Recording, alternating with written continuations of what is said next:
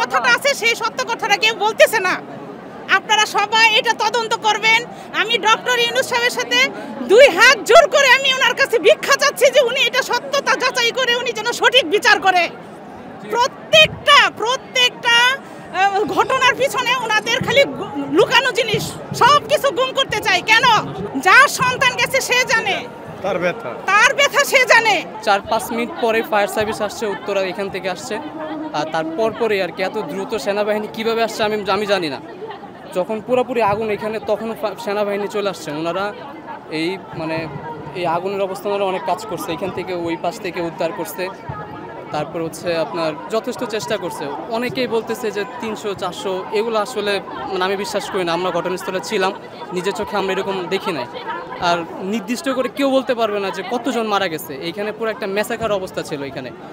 আমরা তো উদ্ধার করতে আসছি, আমরা নিজেরও জানি না, সংখ্যা গুনতে আসি না এখানে কতজন মারা গেছে, কতজন যে যেভাবে পারছে। কলেজের ভাইরা ছিল, স্কাউটের ভাইরা ছিল, আপনার রেড ক্রিসেন্ট ছিল, আমাদের এফএসসির ভলেন্টিয়ার ছিল, সেনাবাহিনী ছিল, সবাই যার যার মতো যেভাবে পারছে। আধুনিক হসপিটালে, আপনার কুর্মিটোলা, সিএমএইচ, আপনার লুবানা, বিভিন্ন হসপিটালে নিয়ে গেছে এখানে। যে যেভাবে মতো নিয়ে গেছে। আসলে মৃতের সংখ্যা 100-200 এটা আসলে বলা যে বলে ওটা আসলে ঠিক না। এভাবে সুনির্দিষ্ট তথ্য ছাড়া আসলে এভাবে কেউ বলতে পারবে না, ফায়ার সার্ভিসও বলতে পারবে না, কারণ ওনারা সম্পূর্ণ উদ্ধার কাজে ব্যস্ততা ছিল এখানে।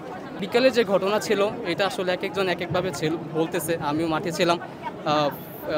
সাফায়েত নামের একটা ছেলে ছিল, উনি একটা অফিসারকে গিয়ে, জানি না, আমি 20 হাত দূরে ছিলাম, ওই স্যারকে কি বলে জানি না, ওই কিছু একটা বলার পরেই হচ্ছে ওকে অনেক মারধর করে।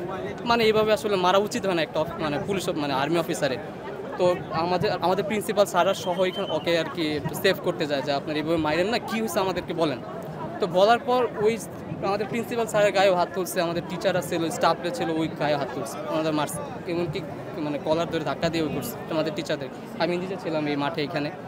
পরবর্তীতে আসলে আর যতটুকু জানি, এখানে আমাদের 6টার সময় কাজ শেষ হয়ে যাওয়ার পরে আমরা আধুনিক হসপিটালে যাই। সেখানে গিয়ে একটা সিঁড়ির নিচে দেখছি একটা বডি একেবারে পুরো ছাই হয়ে গেছে। শনাক্ত করা আসলে পসিবল না ডিএনএ ছাড়া আর কি। আমাদের দাবি একটাই, লাশের নিরাপত্তা চাইতে আর লাশের সংখ্যা আমাদের সুনিশ্চিত করার জন্য। কারণ অনেক শিক্ষার্থী এখনো নিখোঁজ, অনেক বাবা মা তাদের সন্তানকে এখনো পাচ্ছে না, বিভিন্ন হাসপাতাল দৌড়াচ্ছে কিন্তু পাচ্ছে না। আমাদের কাল মাঝরাতে এখান থেকে সন্তান উদ্ধার করা হয়, এটা কেন? ওনারা যদি বলেই থাকে যে সন্তান সব উদ্ধার করা হয়েছে, তাহলে রাতে কেন উদ্ধার করা হবে? আবার আমাদের দূরবর্তী এলাকায় দেখা যায় যে ওইখানে যে মাঝরাতে যে লাশগুলোকে ধামাচাপা দিচ্ছে, এটা কেন? ওইখানকার স্টুডেন্টরা যদি না যেত তাহলে তো আমরা এটা জানতে পারতাম না। তারা সরাসরি লাইভ ভিডিও করে, যার কারণে আমরা জানতে পারি যে ওইখানে ধামাচাপা দিচ্ছে। এটা কেন? প্রশাসন এইটা করবে কেন? ঠিকই আমাদের রেজাল্টের সময় ঠিকই প্রশাসন উৎফুল্ল হয়ে থাকে যে কত পার্সেন্ট পাস, কত পার্সেন্ট ফেল, আর এই মৃতদেহটা কেন তারা মানবে না? টিচারদের উপর কেন হাত তোলা? আমাদের টিচাররা যখন আমাদের শিক্ষার্থীদের বাঁচাতে আসছিল তাদের উপর কেন হাত তোলা হয়েছে? আমাদের প্রিন্সিপালের উপরে কেন হাত তোলা হয়েছে? তারা তো প্রকাশ করতে, তারা নিজ চোখে দেখছে, ভিতরে গেছে, তারা ঘটনাস্থলে গেছে। তারা যখন নিজের মুখে বলতেছিল, তারা কেন সেনাবাহিনীরা তাদেরকে ধামাচাপা দেওয়ার চেষ্টা করে? তাদের গায়ে কেন হাত তুলছে? আমরা এটা যৌক্তিক বিচার চাই। ঘটনার বিমান এখান দিয়ে যাইতেছিল, প্রথম একটা সাউন্ড হয়েছে, সাউন্ডের পরে বিমানটা জাস্ট ওখানে কোনো যান্ত্রিক ত্রুটি পড়ার পরে দেন আগুন ধরে গেছে। ভিতরে অনেক সেকশনের 2-1টা স্টুডেন্ট বের করছে। এখানে হচ্ছে ক্লাস 5 পর্যন্ত ক্লাস হয়, গার্ডিয়ান ছাড়া বাচ্চাদেরকে বের করতে দেওয়া হয় না। তো যারা গার্ডিয়ান আসছে তারা বাচ্চাদেরকে নিয়ে গেছে, অনেক গার্ডিয়ান এখানে মারাই গেছে। বাচ্চাদেরকে নিতে আসছে, সে নিজেই ফেরত যায় না। অনেক শিক্ষার্থী নিখোঁজ, ওদের কোনো খোঁজই পাওয়া যায় না। আসলে ওরা কোথায়? ওরা কোনো হসপিটালে নাই, গার্ডিয়ানরা তন্ন করে খুঁজতেছে সব হসপিটাল, ওরা কোনো হসপিটাল নাই। ওরা কোথায় গেল? 19 জন যদি মারা যাওয়া থাকে তাহলে এরা কোথায় গেল? এরা কই গেল? এই ছোট বাচ্চারা ওরা কি উধাও হয়ে যাবে? হ্যাঁ, আমি বলি, যখন বিমান আর কি আগুন ধরে গেছে তখন আমার বাড়ি এই যে এখানে, আমি এই সামনে থেকে দৌড়ে আসছি, কারণ আমার বোনকে আমরা খুঁজে পাইতেছিলাম না।